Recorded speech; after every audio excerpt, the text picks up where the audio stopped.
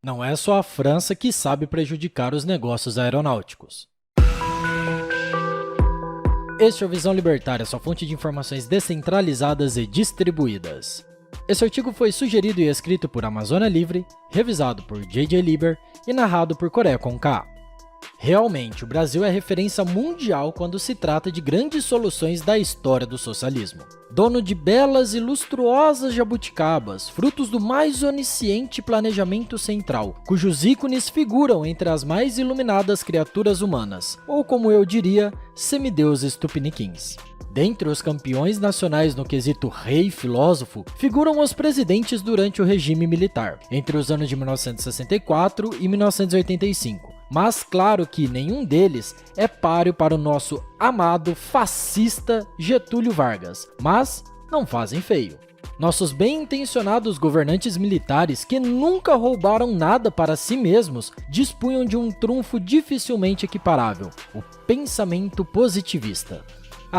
Tudo bem que Augusto Comte, criador dessa corrente de pensamento, fundou uma igreja imanentista e terminou louco, mas isso é só um detalhe.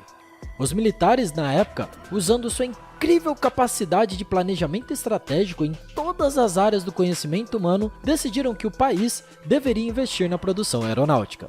Então, na década de 1960, foi fundado em São José dos Campos o complexo que abrigaria o que conhecemos hoje como ITA, Instituto Tecnológico de Aeronáutica, o CTA, Centro Técnico de Aeronáutica, o INPE, Instituto Nacional de Pesquisas Espaciais, e a Embraer, Empresa Brasileira de Aeronáutica. A parte dos projetos e testes ficaram com os institutos, e a fabricação de aviões com a Embraer. Tudo dividido certinho para não dar briga. O que poderia dar de errado, não é mesmo? Os melhores engenheiros aeronáuticos do país eram conduzidos por grandes dirigentes imbuídos em um projeto de nação forte e soberana com infinito dinheiro jorrando. Dessa tríade sádica, surgiu em 1974 o melhor avião já fabricado na história da humanidade, o EMB-500 Amazonas. Era simplesmente um arraso, superior em tudo aos concorrentes da época. Consumia pouco combustível, levava bastante carga, projetado para operar em qualquer aeroporto, pavimentado ou não, precisava de apenas 660 metros de pista para pousar e decolar, tinha boa autonomia, eletrônica embarcada, cabine pressurizada, rampa traseira, porta lateral, 4 motores turbo-hélice Pratt Whitney Canadá PT-6 Alpha, cujo um dos modelos é utilizado até hoje no EMB-314 Super Tucano, que é utilizado pela Força Aérea Brasileira, asa alta cantilever, que significa que as asas ficam na parte de cima da aeronave e que suportam toda a carga aerodinâmica sem a necessidade de suportes externos. Trens de pouso triciclo eficientes e com uma boa versatilidade, já que poderia ser montado para cargas ou adaptado para passageiros, paraquedistas e até mesmo para a guerra, levando torpedos, foguetes e bombas. Enfim, um projeto de lacrimejar os olhos da concorrência. Inclusive, atendia aos requisitos internacionais para aeronaves civis e militares da FAA, Federal Aviation Administration. Os links para as especificações técnicas dessa aeronave você encontra na descrição deste vídeo. Era a glória do positivismo, o auge do milagre econômico brasileiro, a demonstração da força nacional que vencia o comunismo. Macunaíma? Nunca mais! Complexo de vira-lata? Nem sei o que é isso. Mal podiam esperar pelas vendas. Imagina, quem não vai querer comprar um avião desse, não é mesmo? Para não ter dúvida mesmo, mandaram fazer um protótipo. Assim poderiam mostrar para todo mundo como era avançada a tecnologia brasileira. Pois é, e esse foi a única unidade produzida. Ninguém quis comprar sequer uma única unidade desse verdadeiro campeão nacional. O sonho acabou, o idealismo ruiu frente à realidade. A pedra que existia no caminho do sucesso do nosso Amazônia era que ninguém entendeu a genialidade dos nossos engenheiros e militares, nem mesmo a própria Força Aérea Brasileira. Mas como? Pois bem, tome um ar e sente-se, que vamos te explicar.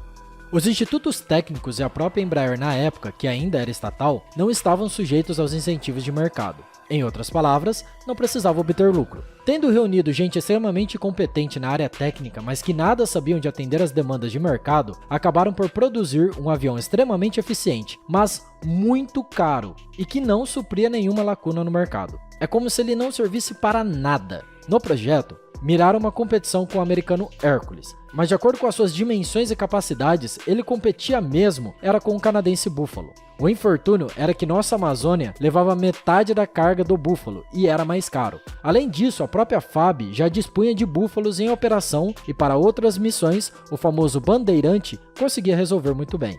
Assim, ficava impossível a continuidade desse projeto, em que se gastou uma fortuna incalculável. Claro, saiu do bolso e do sangue dos nossos avós e a conta foi paga com juros e empréstimos e desvalorização da moeda. Esse episódio ficava como uma mácula a ser esquecida.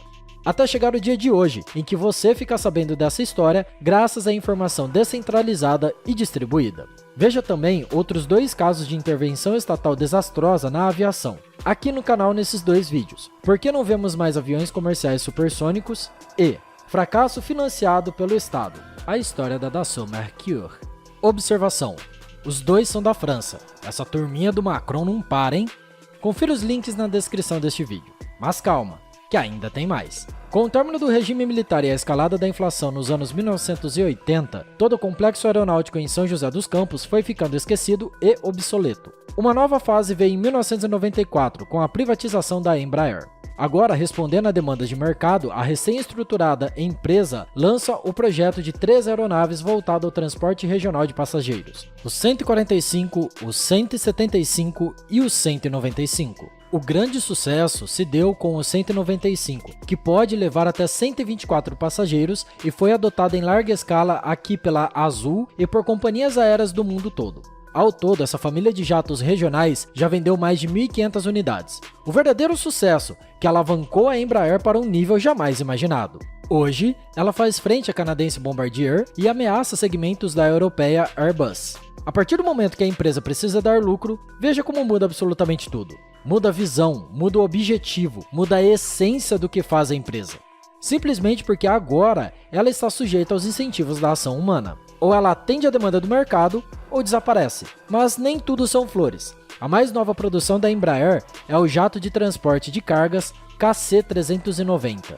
Esse sim é mais poderoso que o famoso Hercules, que já se aproxima do final de sua vida útil em vários países mundo afora. Voa mais rápido, mais alto, mais econômico, leva mais carga, usa tecnologia de ponta embarcada, é adaptável para passageiros e paraquedistas, faz reabastecimento em voo, pode voar até cerca de 11 mil metros de altitude, entre tantas outras características que seguem na descrição do vídeo.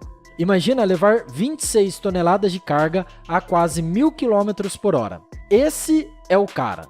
Bom, será? Vejamos. Hoje a Embraer emprega milhares de pessoas no Brasil, tem parcerias internacionais e desenvolve projetos dos mais avançados no mundo. E melhor, dá lucro. Oferir lucro é a única garantia de continuar empregando gente e desenvolvendo projetos. É bem verdade que o grande evento de 2020 afetou muito a Embraer, principalmente depois que a Boeing desistiu em abril do ano passado de comprar 80% da parte da Embraer, que seria uma nova empresa denominada Boeing Brasil Commercial, enquanto a Embraer teria os 20% restantes. Mas, apesar dos pesares, a Embraer ainda se mostra à frente da sua principal concorrente, a canadense Bombardier, que apresentou prejuízo de 377 milhões de dólares no terceiro trimestre deste ano, enquanto a empresa brasileira registrou lucro líquido ajustado de 212,8 milhões de reais no trimestre anterior, de abril a junho de 2021. Entretanto, é importante ressaltar que uma parte da Embraer ainda é ligada ao governo, que fabrica aviões para a FAB. No caso do KC-390, por exemplo, a FAB encomendou originalmente 28 desses aviões, mas recentemente pediu para que o pedido fosse reduzido para apenas 15 unidades, alegando problemas orçamentários, o que tem gerado embates jurídicos entre a empresa e a FAB. Depois de algumas negociações, fixaram em 22 unidades, mas as discussões ainda continuam. Além da FAB, foram encomendados da Hungria e de Portugal mais algumas unidades, totalizando 35 KC-390 encomendadas até aqui, o que é um número bastante baixo para uma aeronave que sempre foi vista como grande potencial, como citamos anteriormente. O fato é que essa quantidade ainda é muito pequena para um projeto tão complexo e caro. Infelizmente, não só a Embraer, mas outras fabricantes de aviões pelo mundo ainda recebem muito subsídio estatal e isso causa distorções terríveis no mercado. Precisamos de menos intervenções do governo nas empresas porque responder a incentivos de mercado é a única garantia de sustentabilidade. Empresas estatais e subsídios só atrapalham. Ser estatal é pior, mas receber subsídio também é muito prejudicial para o mercado. Empresas privadas concorrendo em um livre mercado é a única maneira para garantir que gerem valor. Só assim deixam de ser ônus e contribuem para toda uma sociedade. Obrigado pela sua audiência. Se você gostou desse vídeo, clique no ícone de curtir abaixo e compartilhe o vídeo em sua rede social. Se você deseja ser notificado de outros vídeos, clique em se inscrever e depois no ícone da campainha. Até a próxima e tchau!